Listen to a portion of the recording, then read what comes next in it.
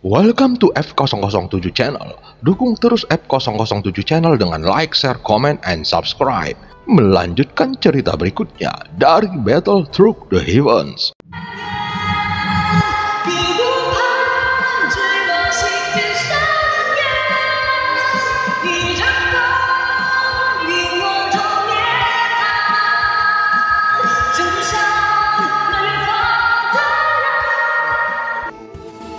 Selamat beraktivitas dan terima kasih atas dukungannya selama ini. Semoga semua sobat F007 selalu diberikan kesehatan dan rezeki yang berlimpah. Amin ya robbal alamin. Pada part sebelumnya, Lantian mengingatkan Xiaoyan akan bahaya dari tekanan di tangga batu. Namun dia segera bergegas menaikinya.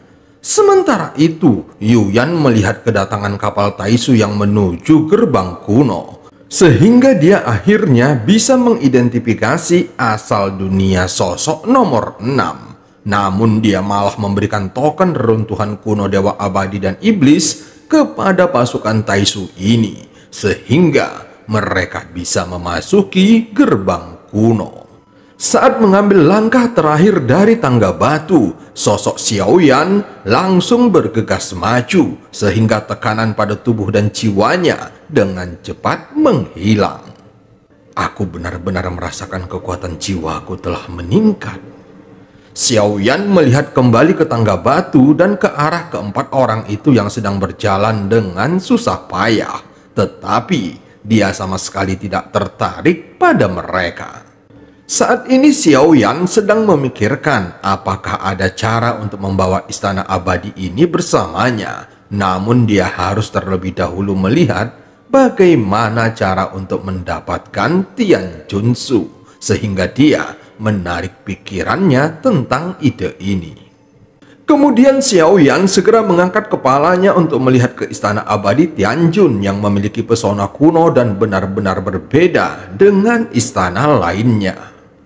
Aku tidak tahu istana ini terbuat dari apa, tetapi yang jelas aku merasa ini tidak biasa. Kalau tidak, bagaimana mungkin istana ini dapat mengatasi pembaptisan waktu? Sebelum Xiaoyan memasuki istana abadi Tianjun, dia segera bergumam di dalam hatinya dan menghentikan langkahnya, lalu menggunakan kekuatan jiwanya untuk menyelidiki apakah ada aura lain di dalamnya. Setelah melakukannya, dia segera mengambil langkah maju. Saat berjalan menuju istana abadi Tianjun, pintu masuknya tiba-tiba terbuka. Tetapi jika seseorang mengikuti pandangannya, maka mereka tidak dapat melihat apapun di dalamnya. Seketika Xiaoyan menghentikan langkahnya lagi dan dia segera menjentikkan jarinya yang mengeluarkan api, lalu mengarahkannya ke dalam kegelapan. Xiaoyan ingin memastikan apakah ada sesuatu yang tersembunyi di dalamnya dan membiarkan nyala apinya menembus ke kegelapan ruangan. Untuk sesaat, nyala apinya menghilang seperti ditelan oleh kegelapan itu. Xiaoyan segera mengarahkan jarinya lagi dan dengan satu gerakan, api kembali keluar dari kegelapan. Tampaknya ada sesuatu di dalamnya. Xiaoyan bergumam pada dirinya sendiri. Setelah mencoba mendeteksinya tetapi tidak berhasil, Xiaoyan segera mengambil langkah memasuki istana abadi Tianjun dan berjalan ke dalam kegelapan. Tiba-tiba segala sesuatu di depannya menjadi lebih jelas. Tetapi apa yang muncul di depannya bukanlah sebuah ruangan, melainkan sebuah medan perang. Saat berikutnya, Xiaoyan tiba-tiba berteriak tanpa disadarinya. "Penghancur semua makhluk hidup, apa yang akan kamu lakukan? Apa yang sedang kamu lakukan di sini? Aku akan membunuh seluruh klanmu."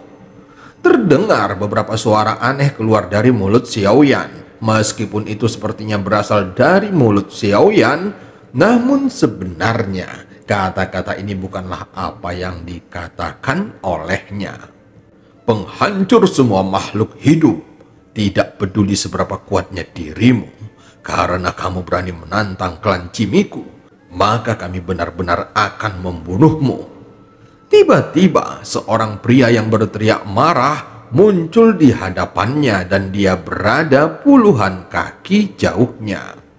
Kalian hanyalah Cimi yang seperti burung merpati menempati sarang burung murai. Meskipun itu sangat berguna, tetapi aku sudah tidak tahan lagi melihat tindakan kalian. Lebih baik kalian mati. Suara lain keluar dari mulut Xiaoyan. Setelah kata-kata itu keluar dari mulutnya, Xiaoyan merasa pandangannya mulai menjadi jelas. Sekarang dialah pemilik tubuh ini. Apakah aku telah menjadi master jahat? Xiaoyan tampak terkejut dan bingung. Dia tidak menyangka pemandangan seperti itu akan muncul setelah memasuki istana abadi Tianjun. Sepertinya aku pernah berada dalam kondisi ini. Saat mengalami kesengsaraan dewa, aku telah merasakan kekuatan yang mulia yang tak tertandingi. Sekarang aku memiliki perasaan yang sama.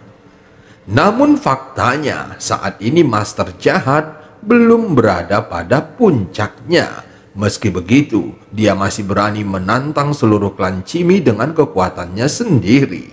Mengetahui fakta ini saja sudah cukup mengejutkannya. Xiaoyan segera mengalihkan pandangannya dan melihat ratusan sosok yang berdiri di belakangnya. Tiba-tiba perasaan familiar muncul di hatinya. Ini sebenarnya adalah avatar dari master jahat. Namun tubuh fisiknya seolah-olah memiliki garis tak kasat mata yang menghubungkannya dengan avatar-avatar ini. Mereka semua akan mengikuti pikiran Xiaoyan dan mereka juga akan bergerak berdasarkan pikirannya. Pada saat ini terlihat jelas bahwa masih ada keraguan di matanya. Namun pada saat berikutnya dia tiba-tiba mengangkat tangannya dan menamparkan telapak tangan besarnya yang diselimuti angin hitam ke arah orang-orang dari klan Cimi di depannya. Kekuatan telapak tangan ini sangat mencengangkan. Tanpa menunggu apapun, Xiaoyan segera bergegas keluar tanpa rasa takut sedikit pun menghadapi orang-orang dari klan Cimi yang tak terhitung jumlahnya. Cara bertarung seperti itu tidak lagi bisa dikatakan mendominasi, lebih tepatnya gila. Saat tubuh utamanya bergegas keluar, ratusan avatar di belakangnya juga mengikutinya di saat yang bersamaan. Jika dilihat dari jumlah orangnya, tampaknya klan Cimi memiliki keunggulan. Namun Xiaoyanlah yang paling kuat. Apalagi ditambah fakta ada ratusan sosok avatar di belakangnya. Xiaoyan yang terobsesi dengan kekuatan pertempuran dapat dengan jelas merasakan bahwa meskipun master jahat kuat dan sepertinya tidak terkalahkan, namun jika dibandingkan dengan kekuatan yang dirasakannya sebelumnya, itu seperti sebuah dunia yang berbeda. Xiaoyan bisa mengendalikan tubuh ini, tetapi dia sebenarnya tidak mengendalikannya. Dia hanya menyaksikan dengan tenang saat master jahat menyerbu ke dalam kerumunan seperti orang gila. Dia bertarung dengan gila-gilaan dan siapapun yang mendekatinya akan dibunuh. Untuk sementara waktu, situasi pertempuran sangat kacau. Tetapi klan Cimi juga bukanlah sekelompok orang yang lemah. Tentu saja, kekuatan master jahat lebih menakutkan dari yang bisa dibayangkan Xiaoyan.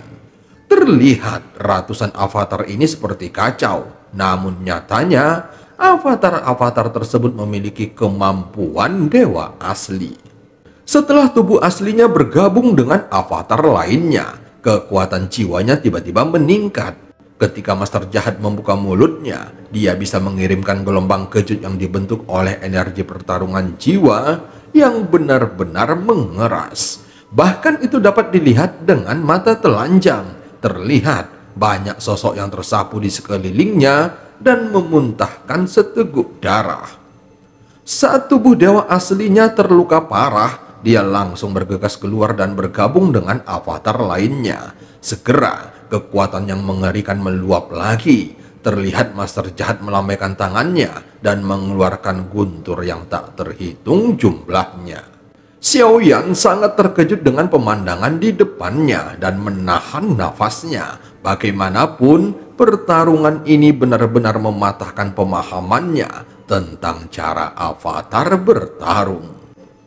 Avatarnya sebenarnya bisa digunakan dengan cara seperti ini. Ketika mereka tidak menyatu dengan tubuh utamanya, avatar-avatarnya juga bisa bertarung sendirian dan kekuatannya juga sangat kuat. Ketika dia perlu bergabung, maka itu bisa langsung memberikannya kekuatan yang diinginkannya. Tidak hanya Xiaoyan yang terkejut melihat kekuatannya, tetapi klan Cimi juga terlihat tidak bisa mempercayainya, sehingga mereka semua terpengaruh oleh metode pertarungan Master Jahat dan melihat bagaimana caranya melakukannya. Dasar sekelompok sampah yang tidak memiliki bakat apapun, beraninya kalian mengejarku. Aku tidak membutuhkanmu untuk mengejarku. Datang dan bunuh aku di sini sekarang. Master Jahat menjadi semakin berani dan gila saat dia bertarung. Rambutnya acak-acakan dan terlihat seperti iblis. Setelah bertarung dalam periode waktu tertentu, tidak ada seorang pun dari klan Cimi yang bisa menandinginya. Tentu saja, inilah alasan mengapa orang yang benar-benar kuat belum muncul di antara klan Cimi. Penghancur semua makhluk hidup, kamu telah bertindak terlalu jauh di sini. Pada saat ini, tiba-tiba terdengar suara yang bergema dan sepertinya datang dari langit. Kemudian, angin serta awan di langit bergulung dengan cepat sehingga membentuk pusaran besar. Saat berikutnya, seberkas cahaya jatuh di tengah pusaran dan di bawah pancaran cahaya itu, ada sesosok tubuh cantik yang perlahan muncul. Sosok itu bertubuh ramping dan mengenakan rok pendek seperti teratai salju yang sedang mekar. Namun tubuhnya memancarkan paksaan kuat yang tidak dapat ditandingi oleh siapapun di sekitarnya. Dan cerita pun berakhir sampai ketemu di part selanjutnya.